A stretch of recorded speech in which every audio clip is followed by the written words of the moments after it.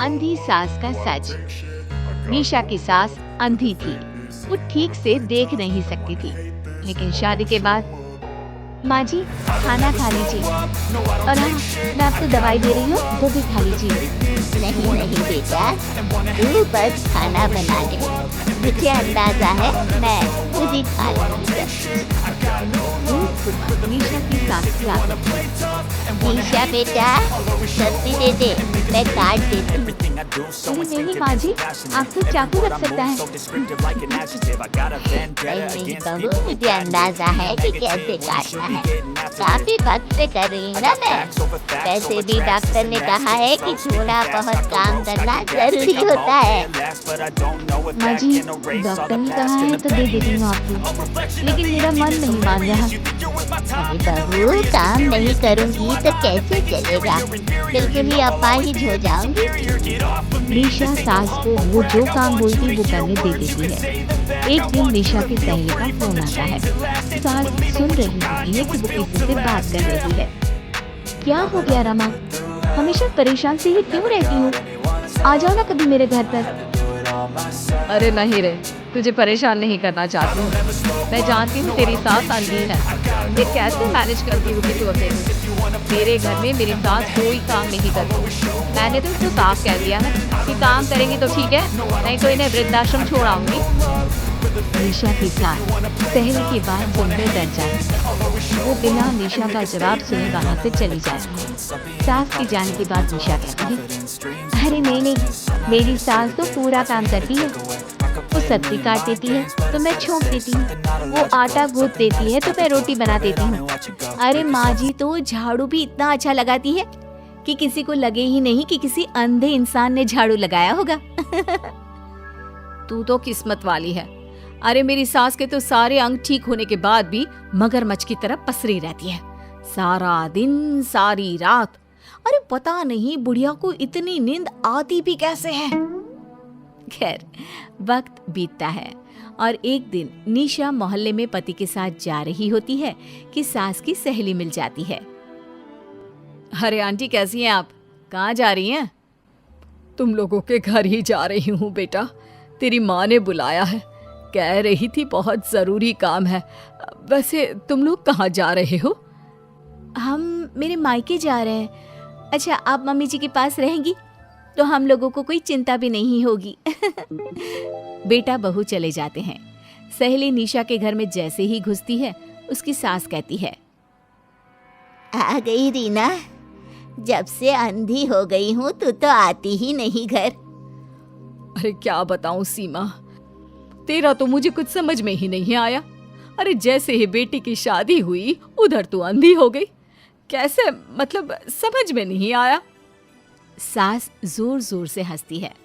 अरे पागल हो गई है क्या? किसी अच्छे डॉक्टर को दिखाना, ठीक हो जाएगी। मन नहीं करता क्या दुनिया देखने का? कल को पोता पोती होंगे, उन्हें कौन खिलाएगा? तेरी भी तो बहू आई है, तेरे भी तो बेटे को बच्चा हुआ, कितना खिला लिया तूने। अरे हमारी तो किस्मत ही फूटी थी। लड़की की पहले दिन से ही डिमांड थी कि सास ससुर के साथ नहीं रहना, चाहे जो हो जाए।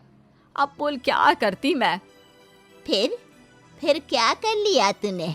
दोनों आंखें होने के बाद भी परेशान ही है ना? हाँ पर चल कम से कम दुनिया देख तो रही हूँ ना, तेरी तरह अंधी तो नहीं हो गई। निशा की सास शांत हो जाती है, उनकी आंख से आंसू गिरने लगते हैं। अरे अरे रो मत, क्यों रो रही है? वैसे भी दुनिया में ऐसा कुछ नहीं है कि जो देखा जाए। चालाक बहुएं और ऊपर से वो बेटे जिन्हें बचपन से सीने से चिपका कर पाला, वो भी बीवियों के कहने पर माँ से लड़ पड़ते हैं। तेरी गुलाबी रंग की साड़ी बहुत अच्छी लग रही है, और ये जो चश्मे का फ्रेम है ना, जच रहा है तुझ पर। सहेली शांत हो जाती है। मतलब तू अंधी नहीं है, तू देख सकती है। हाँ, तू मेरी सबसे खास सहेली है, इसलिए बता रही हूँ। मैं ठीक हूँ, बिल्कुल ठीक। अरे तो फिर अंधी होने का नाटक क्यों कर रही है? दुनिया देख ली है मैंने, देखा है मैंने कैसे सास को देखकर बहुएं रंग बदलती है। मैं अपने बेटे के बिना नहीं रह सकती। पति का साया तो पहले ही उठ गया, बेटे को बहू ले गई तो क्या करूँगी। सारा काम कर देती हूँ, वो इसी में खुश है। सहेली निशा की सास को गले लगा लेती है। लेकिन झूठ बोलकर कब तक? अरे कब तक ऐसे रहेगी?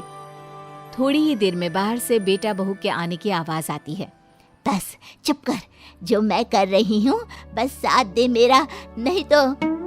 बहू घर पर आती है। सामने 2 कप में चाय, शादी की एल्बम और कुछ खाने पीने का सामान रखा था।